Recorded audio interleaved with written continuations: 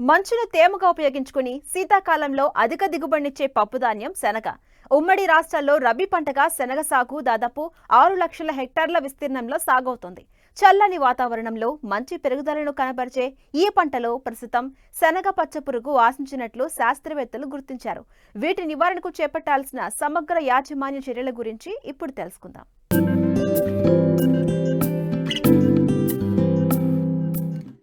రబీ కాలంలో సాగయ్యే పప్పుధాన్యపు పంటల్లో అతి ముఖ్యమైనది శనగ.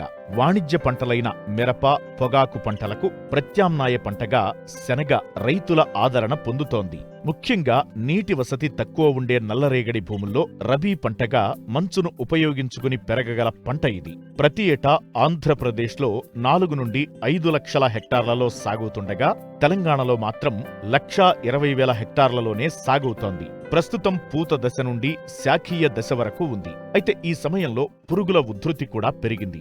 వీటిని సకాలంలో నివారించకపోతే పంట పూర్తిగా నష్టపోయే ప్రమాదముంది. పురుగుల నివారణకు చేపట్టాల్సిన సమగ్ర సస్యరక్షణ చర్యల గురించి రైతులకు తెలియజేస్తున్నారు వరంగల్ ప్రాంతీయ వ్యవసాయ పరిశోధనా స్థానం శాస్త్రవేత్త సంధ్యా కిషోర్. తెలంగాణ రాష్ట్రంలో ప్రస్తుతం సాగుతున్న అపరాల పంటల్లో శనగ అనేది యాసంగిలో ముఖ్యమైన అపరాల పంట. మన రాష్ట్రంలో సుమారుగా 3 లక్షల ఎకరాల్లో శనగ పంట సాగవుతూ వస్తున్నది.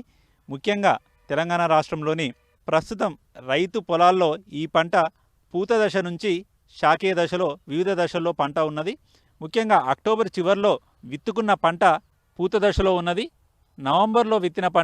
నవంబర్ చివరిలో విత్తిన పంట శాఖీయ దశలో ఉంది. ముఖ్యంగా ప్రస్తుతం చూసుకున్నట్లయితే ప్రస్తుతం వాతావరణ పరిస్థితుల్లో ముఖ్యంగా శనగ పంట లేత దశలో రబ్బరు పురుగు ఆశించి ఉన్నది.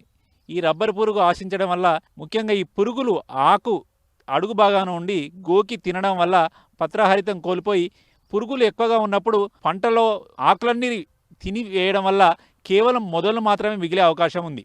ఇటువంటి పరిస్థితుల్లో రైతు సోదరులు ముఖ్యంగా ఈ రబ్బరు పురుగును తొందరగా తొలి దశలో నివారించుకున్నట్లయితే మొక్కలు పెరిగే అవకాశం ఉంది.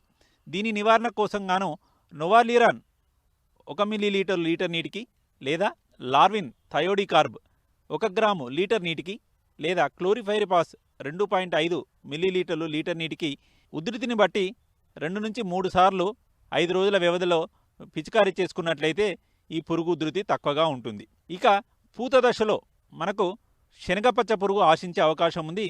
ముఖ్యంగా శనగపచ్చ పురుగు లేత చిగుళ్లపైన, తర్వాత పూ మొగ్గలపైన, మొక్కల చివర్లో పసుపు రంగు గుడ్లు ఏకాంతంగా అంటే ఒక్కటిగా ఒంటరిగా గుడ్లను పెడుతూ ఉంటుంది. ఈ శనగపచ్చ పురుగు ద్వారా పెట్టబడిన గుడ్ల నుంచి నార పురుగులు బయటకు వచ్చి అవి లేత పిందెలను తర్వాత పూ మొగ్గలను ఆశించి వీటిని తల లోపలికి పెట్టి శరీర భాగం బయట పెట్టి లోపల ఉన్న కాయల గింజలను గుల్ల చేస్తూ ఉంటాయి. కాబట్టి శనగపచ్చ పురుగు ఉధృతిని కూడా ఎప్పటికప్పుడు గమనిస్తూ దానికి తగు నివారణ చర్యలు చేపట్టాలి. ఈ పురుగు నివారణ కోసం గాను స్పైనోసాడ్ 60 మిల్లీలీటర్లు ఎకరానికి లేదా క్లోరాంత్రినిప్రోల్ 60 మిల్లీలీటర్లు ఎకరానికి లేదా ఇమామెక్టిన్ బెంజోయేట్ 80 గ్రాములు ఎకరానికి పిచికారీ చేసుకున్నట్లయితే పురుగు ఉధృతిని నివారించుకోవచ్చు. ఇక శనగ పంటలో గమనించవలసిన ముఖ్యమైన యాజమాన్య పద్ధతి ఏంటంటే నీటి యాజమాన్యం. ముఖ్యంగా శనగ అనేది మిగులు తేమతో మంచు ఆధారంగా పండే పంట. కానీ ఎప్పుడైనా బెట్ట పరిస్థితుల్లో మనము తేలికపాటి తడులు ఇవ్వాల్సిన అవసరం ఉంటుంది.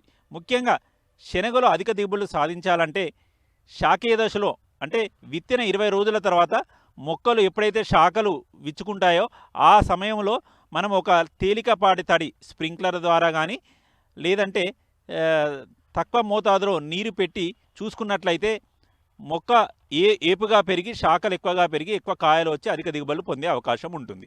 తర్వాత కాయ దశలో కూడా ఒక తేలికపాటి తడి ఇచ్చుకున్నట్లయితే దిగుబడులు పెరిగే అవకాశం ఉంటుంది. కాబట్టి రైతు సోదరులు నీటి యాజమాన్యం మీద ప్రత్యేక శ్రద్ధ వహించి అధిక దిగుబడులు పొందాల్సిందిగా గుర్తు చేస్తున్నాను.